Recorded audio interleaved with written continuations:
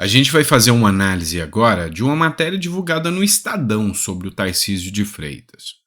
E aí, a conclusão é óbvia. Estamos em 2023 ainda. E Lula e a esquerda está desesperada em relação ao Tarcísio. Até 2026 tem uma longa caminhada, mas já tem que atacar agora, já tem que ficar desesperado agora. Nós vamos falar sobre isso e muitas outras pautas importantes nesse editorial. Então seja muito bem-vindo, é sempre um prazer ter você aqui e a gente poder discutir um pouquinho mais sobre o que está rolando na política do Brasil e do mundo aí. Vem comigo, a matéria que eu vou analisar é essa aqui. Eis que Tarcísio de Freitas está sendo investigado. Por quem? Pela Polícia Federal. Do Flávio Dino? Claro, do Flávio Dino. Polícia Federal investiga se a campanha de Tarcísio forjou atentado para favorecê-lo na eleição ao governo de São Paulo. Matéria do jornal Estadão.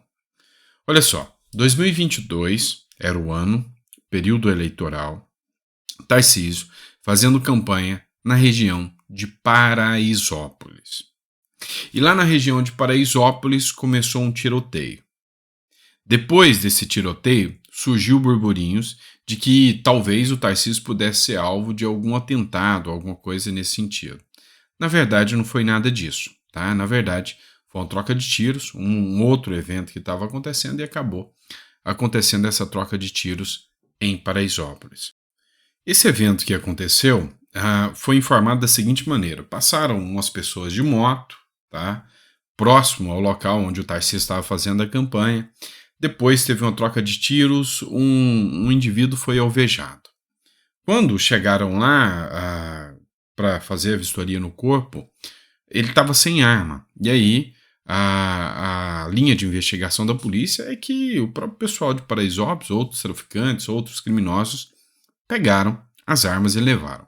A grande questão é que indagou-se imediatamente no Twitter e em outras redes sociais, e não partiu do Tarcísio, se isso seria um atentado.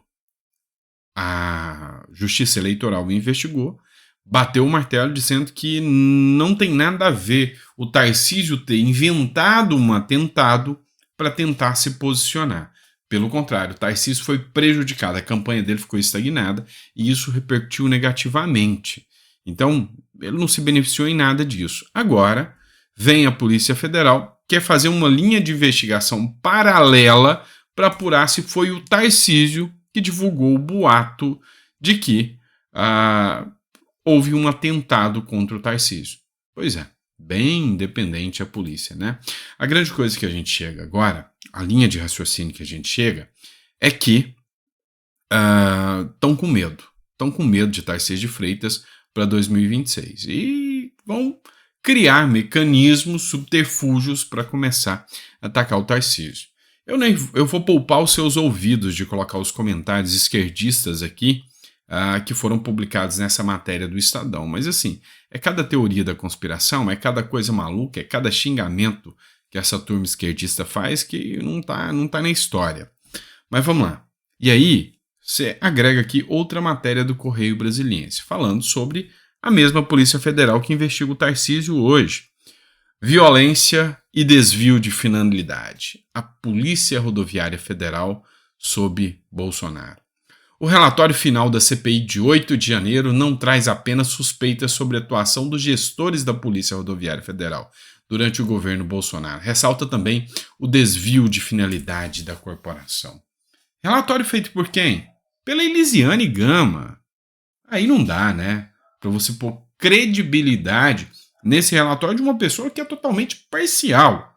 Então, é um relatório amplamente político. Não dá para ter qualquer credibilidade. Por outro lado, a gente precisava averiguar o uso da Polícia Federal hoje pela atual gestão. Aí sim, é algo de se preocupar. Tá? É algo de se preocupar. Tem denúncias feitas aí sobre algumas atuações, alguma participação do Flávio Dino, até inesperada, sobre manifestações da polícia, como, por exemplo, o caso Marielle Franco. Enfim, a gente sabe que a mídia está sempre de um lado. Mas é importante citar para te mostrar uma coisa. 2026 está longe. Tarcísio é alvo. Bolsonaro ainda está nos meios de comunicação e na mídia como se ele fosse o presidente levando pancada. O atual presidente, que há muito mais de uma semana, sumiu, desapareceu, mas nem faz falta. Nem tá nas redes sociais. Você vê uma ou outra matéria dele falando besteira sobre a guerra de Israel e Palestina, nada mais. E por que do medo? Aqui é a verdade. Matéria publicada aqui para vocês que diz o seguinte: São Paulo. Roubos caem 33% na segunda semana de outubro. Quem publicou? O deputado estadual Tomé Abdul. As coisas estão mudando. Foi a 28ª semana seguida consecutiva em quedas de roubos e furtos. De 9 a 15 de outubro deste ano, o índice registrado foi 33% menor do que o mesmo período em 2022. As áreas correspondem às regiões do 3º e 7º DP. Depois de anos sem quedas expressivas nos números de roubos e furtos, São Paulo caminha para uma segurança efetiva. E aí a gente não pode comparar estado de São Paulo só com capital, cidade de São Paulo. E esse aqui é o efeito da valorização da polícia aqui no estado de São Paulo. E esses números assustam a esquerda, assustam muito a esquerda. E aí eles vão ter que criar a narrativa perfeita para eliminar o Bolsonaro, que já aconteceu, e o bolsonarismo. Essa é a verdade. Vamos lá, tem mais matéria para vocês aqui. Opinião do Estadão, dizendo o óbvio. Lira e Pacheco parecem mais preocupados com seu futuro político do que em cumprir as prerrogativas de suas funções como presidentes, que se encerram apenas em 2025. A estranha greve da Câmara e do Senado. Câmara e Senado entram num modus operandi estranhíssimo, no qual nada que realmente importa ao governo tem sido votado ou mesmo pautado em plenário. É como os parlamentares tivessem entrado em greve, mas essas razões dessa paralisia são desconhecidas. Não, é porque o governo não tem nada importante para votar mesmo, a não ser aumentar os benefícios do próprio governo e gastar as emendas parlamentares. O Brasil está estagnado, o Brasil está parado. A oposição vem fazendo ali a paralisação, né, o bloqueio de pautas, por causa das medidas na guerra ali com o STF. Mas, efetivamente, pouco parece termos Congresso e presidência em atuação. Só se houve Supremo, Supremo e Supremo, que se tornou o poder supremo mesmo, literalmente em relação aos outros poderes. Vamos falar agora de guerra, Israel, Hamas, e vamos falar de PT. Não dá para desvincular essas duas situações. O deputado Ricardo Sampaio fez uma publicação hoje, só estou usando aqui a Folha de São Paulo, vocês viram, né? O Estadão e a Folha de São Paulo. PT sobe o tom contra Israel. Pois é, PT totalmente contra os judeus e Israel. E eleva a pressão sobre Lula no embate político da guerra. Olha só. Essa turma do PT está o tempo todo atacando Israel. Teve um partido quase que inexpressivo se manifestando em São Paulo que estava apoiando o grupo Hamas, PSTU. E aí pôs fogo em bandeira de Israel, pôs fogo em bandeira dos Estados Unidos, e aí me aparece o PT apoiando aqui, sabe, contra o Israel e apoiando a linha palestina.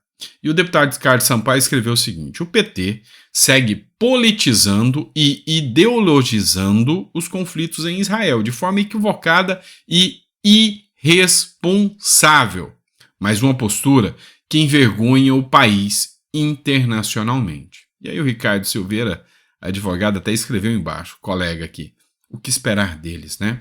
Mas a gente vai além dessa análise aqui. Não é só isso. O PT totalmente alinhado com as pautas pró-Palestina e criticando veementemente Israel. Mas olha só que ponto interessante.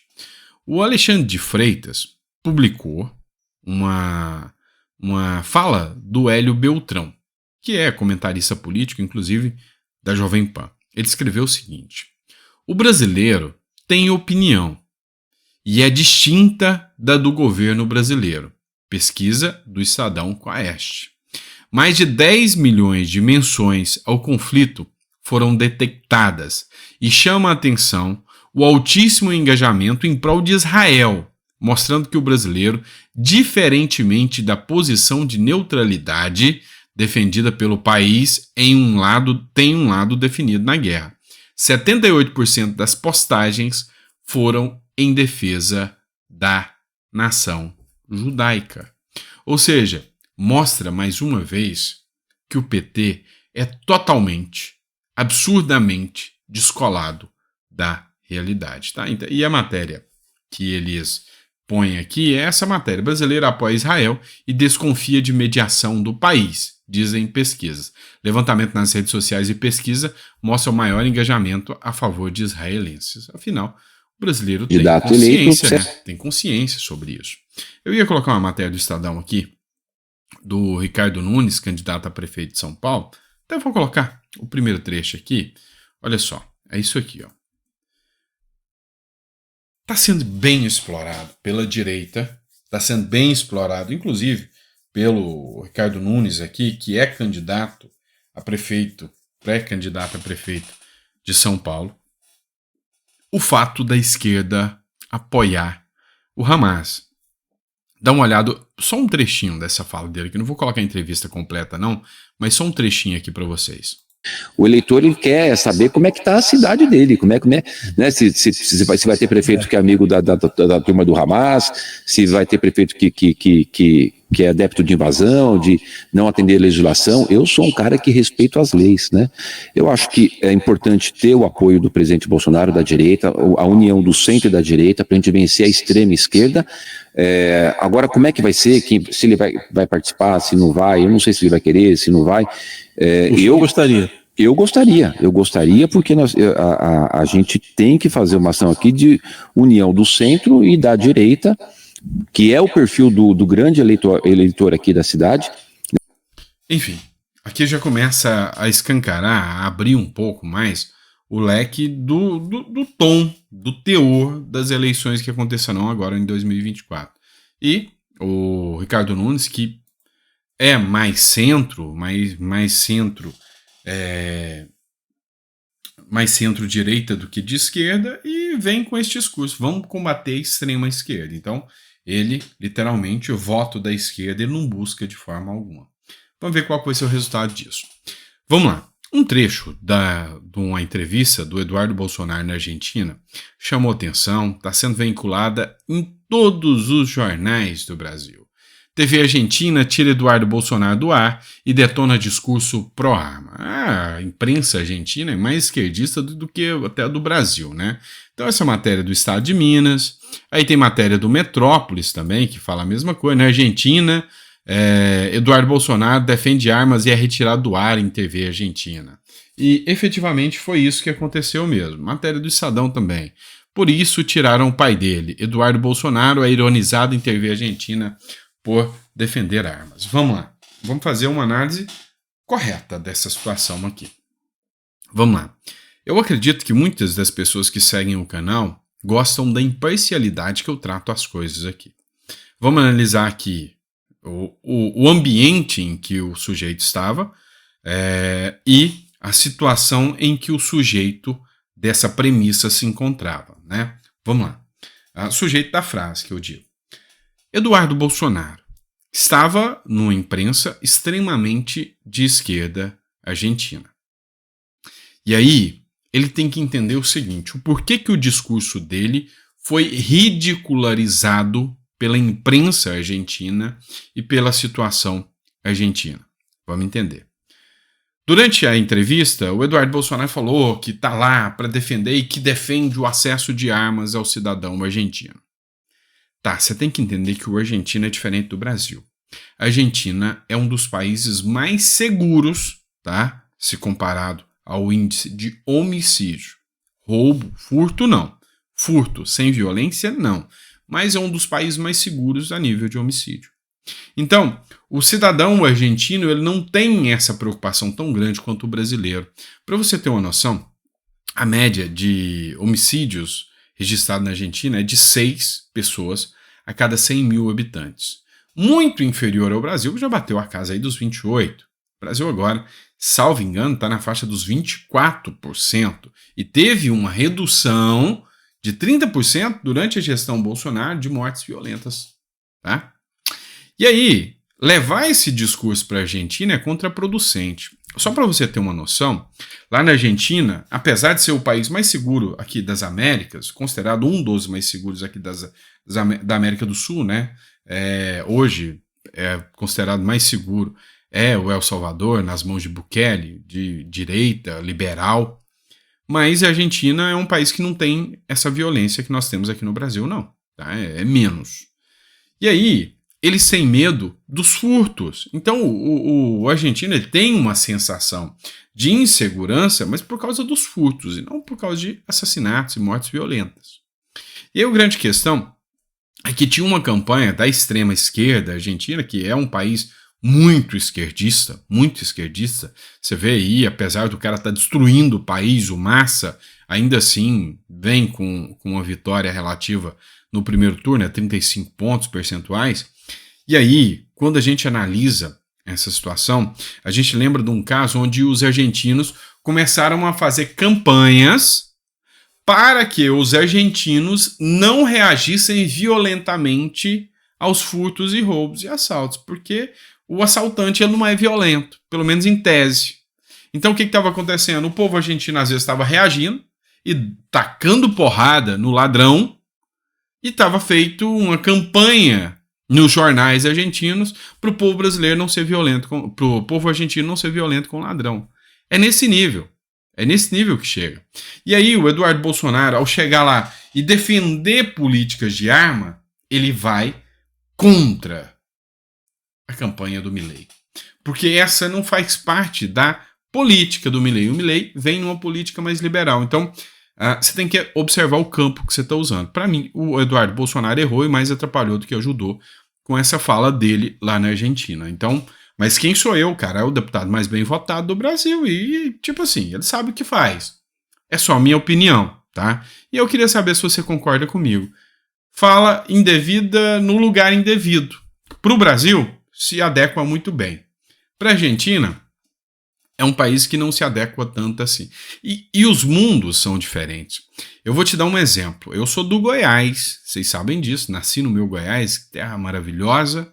Morei um tempo em Minas Gerais e hoje amo e moro aqui em São Paulo. Há um mundo de diferença entre o paulista e o goiano. Então, se você perguntar para um goiano se o goiano quer uma arma para se defender, meu amigo, é 90%, 99% da população. Se perguntar a um paulista se ele quer uma arma para se defender, o índice é bem menor. Há uma diferença gritante.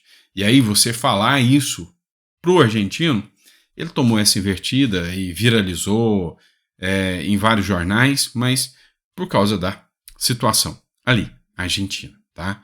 Mas acho que eu sou a favor da liberação das armas, tá? Eu acho que, sim, num estado narco-terrorista igual o Brasil, porque nós temos a nossa própria guerra, você pode ver o Rio, você pode ver até mesmo São Paulo, é um lugar onde a violência impera. Eu tenho medo. E eu acho que sim, a polícia não é onisciente, a polícia não é onipresente, e não dá para ela estar em todos os lugares. E o cidadão que passa por um curso, que faz uma análise de sanidade, o cidadão que paga para ter aquela arma, paga imposto caro, paga arma cara, paga para manter o registro, ele não está afim de fazer besteira. Então, é uma piada esse discurso aí anti-arma do Flávio Dino e do governo Lula. E o Eduardo Bolsonaro acertaria para esse discurso aqui. Lá para a Argentina, eu acho que ele errou. Beleza, vou ser criticado, eu sei. Pode deixar sua crítica aí, que eu tenho certeza que eu vou ler aqui e eu vou respeitar, tá bom? Grande abraço, fica com Deus e até o próximo editorial.